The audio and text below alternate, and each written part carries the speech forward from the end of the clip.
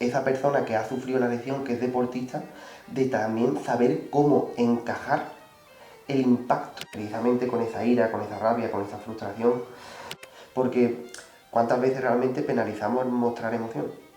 Quizá otro día le hayan dado un diagnóstico que no era lo esperado, entonces es muy brusco y no ven el largo plazo, ven el corto plazo. Es verdad que puede haber mayor o menor cultura en el que quizá la palabra profesional quede más cuestionada. Yo creo que el sufrimiento hay que legitimarlo. Tenemos que dejarnos invadir por el sufrimiento, creo que es la palabra correcta. Abrir la puerta de vez en cuando. Sí, abrir la puerta. Quizás más de vez en cuando de lo que quizás lo hacemos.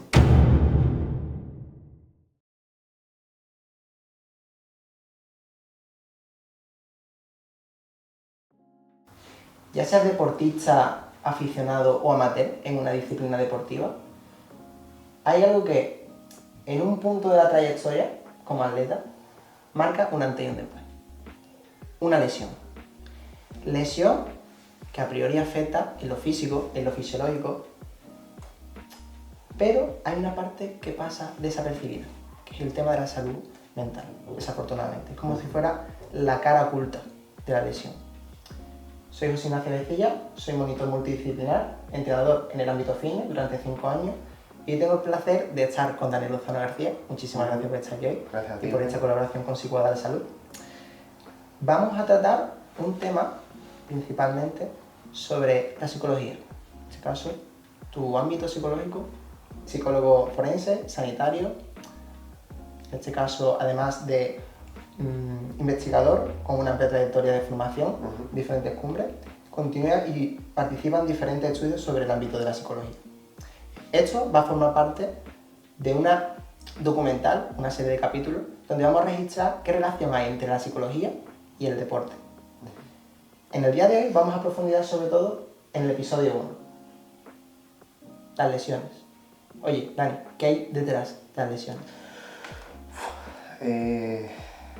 Detrás de las lesiones hay reacción emocional. No sé si también acaba viendo algo tan importante como la identidad de una persona. La personalidad que se construyó y que a lo mejor la lesión toca.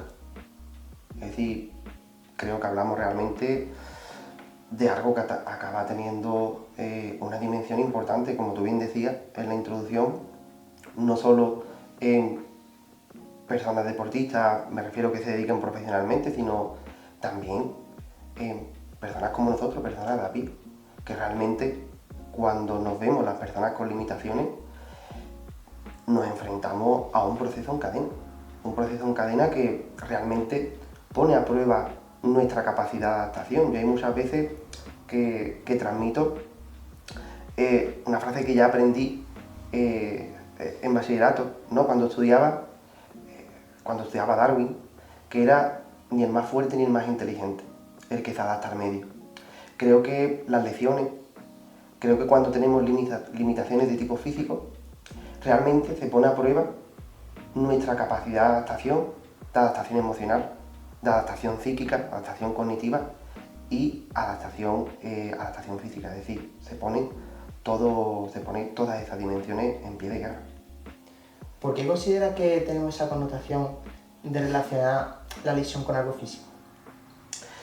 Creo que la tenemos precisamente cuando, tú sabes que conversábamos, preparábamos este podcast y demás, creo que la tenemos porque la concepción tradicional de la salud siempre ha sido algo más relacionado al ámbito médico, algo fisiopatológico, algo puramente en el que rápidamente en una lesión pensamos en un fisioterapeuta, pensamos concretamente en que tenemos que ir al médico, una medicación y tal, pero siempre dejamos en un segundo plano lo que tiene que ver con el campo de la salud mental, dejamos atrás la psicología, dejamos atrás la psiquiatría, dejamos campos de conocimiento que tienen una entidad por sí misma dentro de la salud.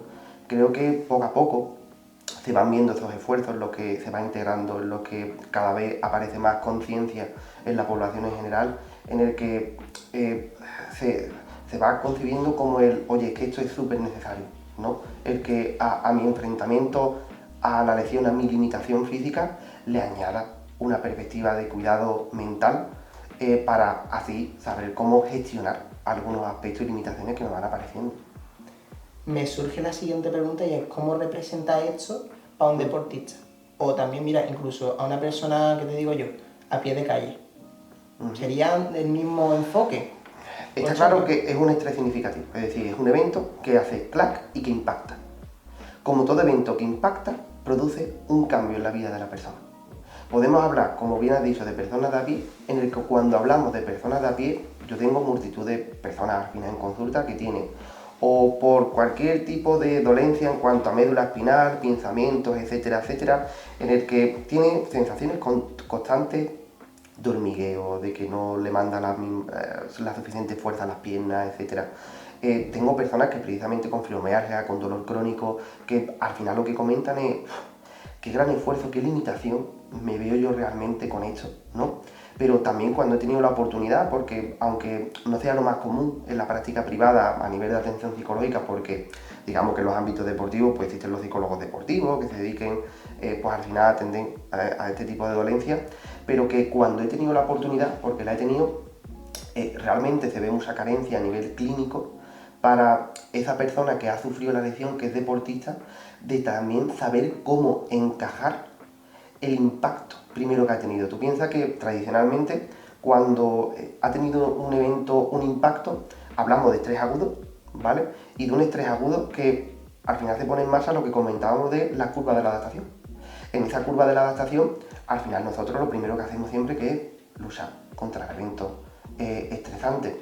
Ahí contra ese evento estresante yo notaba que era la experiencia de pérdida. Es decir, una experiencia de pérdida que es que las personas cuando nos vemos con esas limitaciones notamos que hemos perdido. Cuando las personas notamos que hemos perdido, nos quedamos en una especie de estado de shock de yo ahora mismo me veo en una situación en la que parece que solo pierdo. ¿Tiene algo que ver con la identidad de la persona? Tiene que ver con que genera una crisis existencial. Tiene que ver. Y efectivamente, bien sabes que otro de los bloques que abordaremos será precisamente cómo impacta en la esfera más de la identidad, pero está claro que una crisis a nivel existencial en la persona sí que sucede. Pero ya te digo, no solo enfocado a deportistas de, vamos a llamarlo, alto rendimiento, también en nuestro día a día.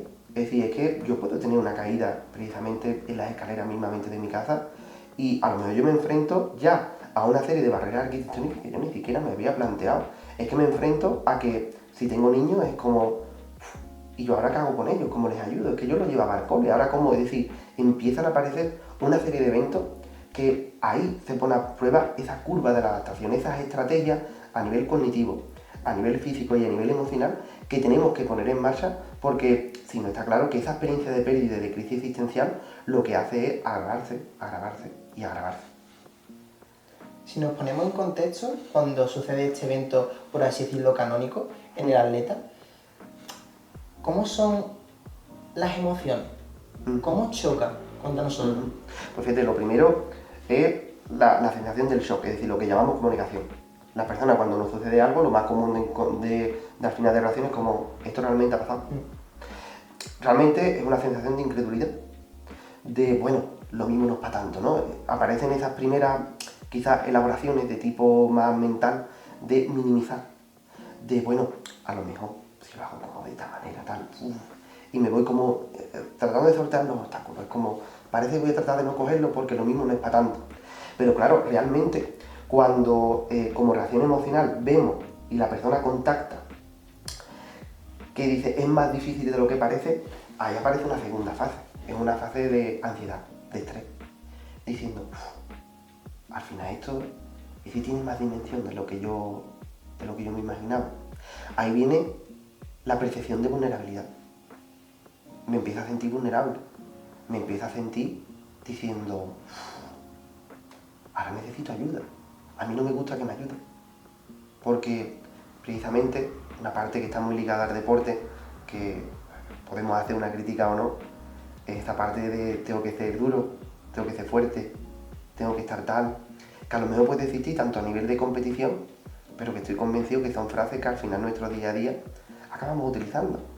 De no, voy a aguantar un poquillo más, incluso a veces comentarios que nos hieren, pero que lo físico no está fuera de a veces cuando nos pedimos ese aguanto, precisamente después de la fase de ansiedad, de ese estrés, nos podemos encontrar, que no tienen por qué suceder en orden, ni mucho menos, nos podemos encontrar con fases de ira, de rabia.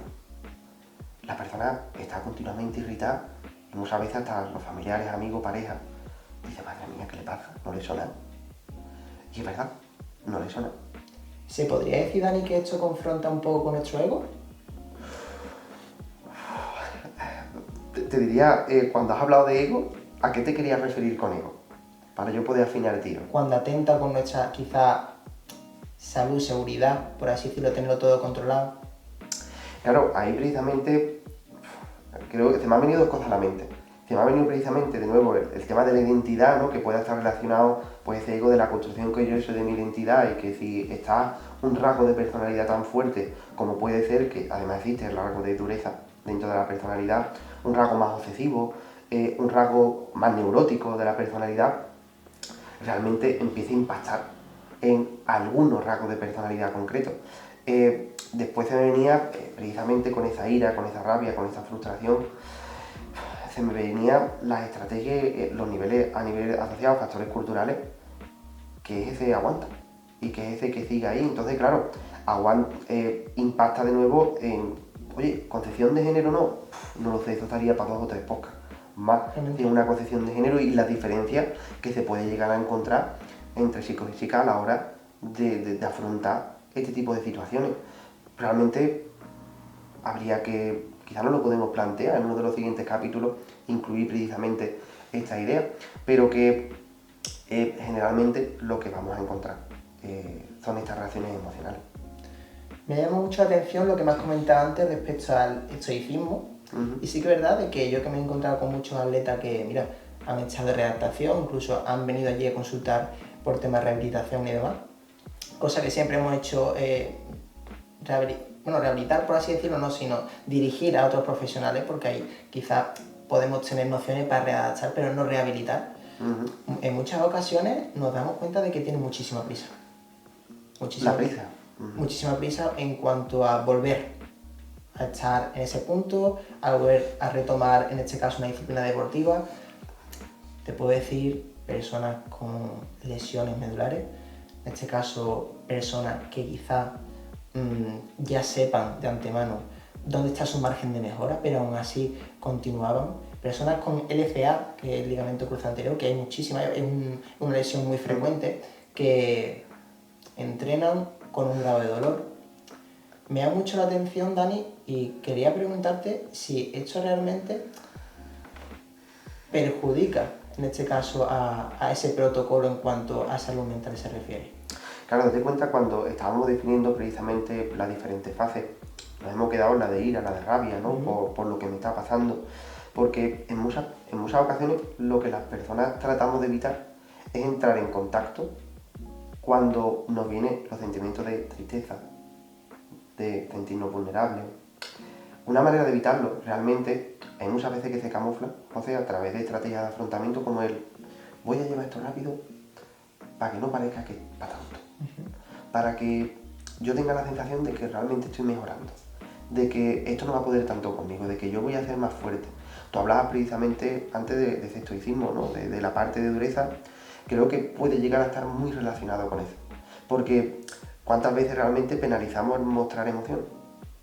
Que a lo mejor nosotros podemos estar a título individual más a favor o más en contra, no lo sé. Quizá tú puedas comentar algo de ello, pero generalmente puedes hablar de, oye, ahora te devuelvo yo la pregunta, ¿de cuántas veces en tu trabajo ves tú, tanto esos deportistas que tú ves, como realmente personas más de la vida cotidiana, que no se dedican al deporte como algo profesional, cuántas veces aparece ese ámbito más emocional?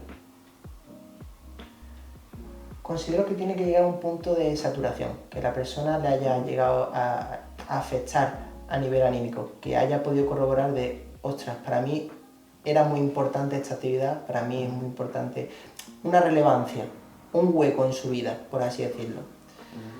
Al fin y al cabo comparten muchísimo con los profesionales, con las personas que son benévolas a la hora de prescribir algún tipo de ejercicio, y quiera o no, se abren de una forma con mucha confianza, muy cercana, Y la verdad que es un poco triste porque hay mucho contraste. Hay mucho contraste respecto a cómo puede llevar una lesión a esa brusquedad en cuanto a sentimiento, de encontrarte un día que está motivado, otro día que no avanza tanto como debería, quizá otro día le hayan dado un diagnóstico que no era lo esperado. Entonces es muy brusco y no ven el largo plazo, ven el corto plazo. Entonces me parece muy curioso de la tendencia y la poca información que también se le traslada a ellos para sobrellevar este tipo de factores, ¿no? A nivel psicológico. Dani, yo lo que me pregunto es la culpa. ¿Qué papel tiene la culpa en este caso? Creo que el papel de la culpa es como muy transversal, es decir, creo que lo puedes encontrar al final desde la primera fase de negación hasta precisamente la fase más final cuando ya te vas acercando a la aceptación, pero la culpa es una barrera. La culpa es una barrera en la que realmente todas las personas cuando nos enfrentamos a diferentes situaciones puede ser, oye, una ruptura de pareja, puede ser un momento difícil a nivel de familiar, un duelo por la pérdida de un ser querido. En ocasiones puede realmente aparecer la culpa que no es más que atribuciones. Nosotros que hacemos internas o externas con respecto a lo que ha ocurrido. Entonces, ese papel de la culpa, esa emoción, aparte de ser quizás en nuestra cultura más la occidental, aunque por las ramas quizás filosóficas las que siempre hemos bebido, las que venimos, la culpa puede llegar a ser una barrera muy grande si realmente las personas no sabemos atribuir el porqué de esa emoción. No sabemos darle el significado que puede llegar a tener de fondo esa culpa, pero ojo, no un significado como hacemos siempre de buscarlo fuera, sino a veces también preguntarnos de por qué surge esta emoción. No el contenido del pensamiento que acompaña la emoción, sino el por qué surge en mí. ¿Qué significado tiene a lo largo de mi trayectoria ese papel de la culpa? Porque si aparece ahí cuando se tienen limitaciones, ese significado es enorme. Esto no es un evento casual. Eso no es algo de que es que me ha pasado esto y ahora me estoy empezando a culpabilizar, que va. Seguramente antes había estrategias en el que quizás la culpa no se gestionaba de una forma que sí que le permitiera a la persona encauzarlo de una manera adaptativa, como hablabas antes. Fíjate que tú mismo, cuando ibas explicando, y con la anterior pregunta tú hablabas del estado anímico, tú hablabas del punto de saturación, lo anímico. Es verdad, hay veces yo digo, y a veces que encuentro personas en consulta ya, que digo, no ha llegado el momento de esta persona para cambiar. Con una lesión es lo mismo. Cuando tenemos limitaciones físicas en las que no terminamos de aceptar, es lo mismo. Mientras las personas estamos en fase de lucha, no podemos, ni mucho menos, llegar a la de la aceptación. Porque estamos luchando. No hemos contactado con nuestra vulnerabilidad y la hemos visto no como enemiga, sino como, es verdad, me está pasando esto. Mientras que nosotros no la podamos ver realmente como una emoción más, como que ese estado anímico realmente puede llegar a ser un motor de cambio, porque es que es el que hace clic a veces para que nosotros las personas nos propongamos llegar más allá. Entonces, me parece fundamental precisamente las preguntas que ha hecho, ¿no? Con respecto a esto. ¿Considera que un buen punto de partida sería de que, oye, la persona que le pase esto, una lesión, ¿no? Que yo no lo quiera, un trabajo de introspección, de preguntarse quizá, oye, ¿cómo me está afectando esto? ¿O sería algo secundario? Creo que acaba siendo súper importante, ¿verdad?, que la persona individualice lo máximo posible lo que le ha ocurrido. Porque es verdad que puede llegar a haber un uso de enfoque en cuanto a tener que continuar rindiendo más, lo que tú has dicho, las prisas, por oye, me voy a incorporar tal cual. Date cuenta que si en esa fase de lucha a lo mejor la lección me permite incorporarme relativamente pronto, pero lo más probable que, incluso nosotros, no sé, vamos al médico, fisio, tal, reumatólogo, y nos dice, oye, no pienses incorporarte o no pienses coger peso en las próximas 2 semanas, y lo mismo vemos a nuestro familiar ya haciendo, y le preguntamos, oye, ¿te ha dicho que pasa? No, no es para tanto, tal, no sé qué. Esa fase de lucha realmente no le ha permitido el quizá contactar con otros aspectos emocionales que no le gustan nada. Y que ha dicho, yo lo voy intentando, porque lo mismo yo sé más que este profesional. Es verdad que puede haber mayor o menor cultura en el que quizá la palabra profesional quede más cuestionada. Porque hay veces que también queremos poner nuestro granito de arena y bueno, la cultura yo creo que de la salud cada vez está teniendo más en cuenta un enfoque del paciente, un enfoque en el que la persona, fíjate, la palabra que utilizamos, paciente, espera, ¿no? Es como yo te transmito y creo que cada vez existe más el enfoque en el que el paciente presenta algo más dinámico, algo más activo. Entonces, aunque parezca que me haya ido de la pregunta, pero no me voy, realmente la manera de enfocarlo cuando estamos hablando de estas lecciones es sí, tenemos que ponerle un enfoque tremendamente personal, porque si no le damos un significado personal a nuestra vida, que le damos un significado externo, qué peligro. No sé, yo al menos es lo que te puedo decir de esa pregunta. ¿Se podría decir que cuesta legitimar el sufrimiento emocional? Con el sufrimiento no nos llevamos bien. ¿Tú te llevas bien con el sufrimiento? En ocasiones. En ocasiones. Muy interesante tu respuesta. Es verdad, con el sufrimiento no nos llevamos bien. La perspectiva que más tenemos es el sufrimiento como un problema. Mientras que las personas no entendamos que el proceso forma parte de la recuperación y que forma parte de realmente algo tan cotidiano como, no sé, como levantarnos, como nuestra higiene personal, tal. Mientras que no entendamos el sufrimiento de esa manera, estamos huyendo a algo meramente humano. Entonces, ¿qué hacemos? Dani, y por así decirlo, cuando nos topamos con el sufrimiento, por así decirlo, es una oportunidad también de cambiar para mejor, ¿no? Como buscar en este caso las lesiones y no sé si se puede revalorizar el tema del estoicismo por haber superado quizás una lesión, incluso la resiliencia, tomar como referencia de cara a otros deportistas. Yo te podría decir, hablando muy coloquialmente, la mayor perspectiva a veces de crecimiento personal que he visto en los pacientes ha sido cuando se han llevado el palo de su vida. Quiero decir, en muchos niveles, pero es verdad, lo ha descolocado, ojo, lo ha dejado, por supuesto, a la persona ha estado durante unos meses fatal, en el que no levantaba cabeza, estados depresivos mezclados con estados ansiosos, la familia súper preocupada, tal.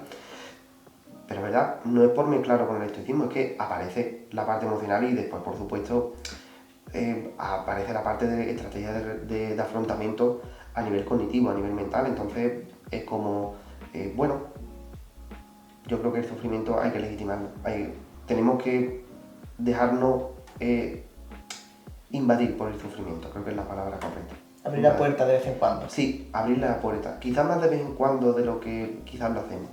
Y con el tema de las limitaciones físicas, porque creo que incluso lo de la lesión lo podríamos extender a un concepto más amplio, más elevado, como es limitación física. Porque ¿qué hacemos cuando nos vemos con limitaciones físicas? ¿Qué hacemos? ¿Estamos formando deportistas que rindan o personas que saben cuidarse? Creo que depende del ámbito. En cuanto a los deportistas, fíjate, yo algo de los últimos Juegos Olímpicos los estaba viendo en la casualidad de estas veces que desayunan, ¿no? Y lo mismo tienen las noticias puestas. Y estaba entrevistando, además una anécdota que de vez en cuando cuento, porque estaban entrevistando a un atleta que en los entrenamientos había quedado con un tiempo, ¿no? Con una marca. Sin embargo, estaba contento y había quedado quinto. Claro, la reportera estaba sorprendida. Y una de sus preguntas fue que cómo podía estar contento habiendo quedado quinto, pues ni siquiera había llegado al podio. Y a mí me encantó la respuesta y va por la parte en la que tú dices de personas que no miran el rendimiento, no personas atletas que rinden, sino personas que se cuidan.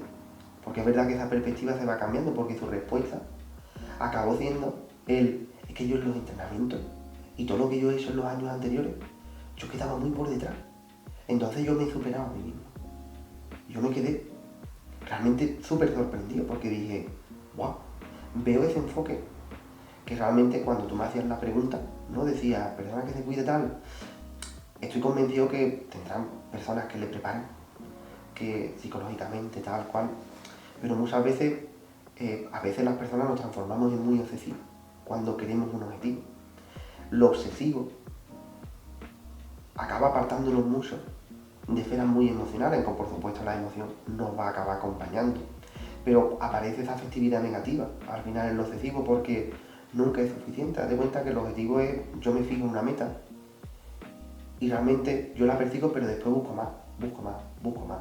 Porque ya incluso cuando he llegado a esa, vamos a poner, soy el primero o la primera, ahora yo busco mantenerme.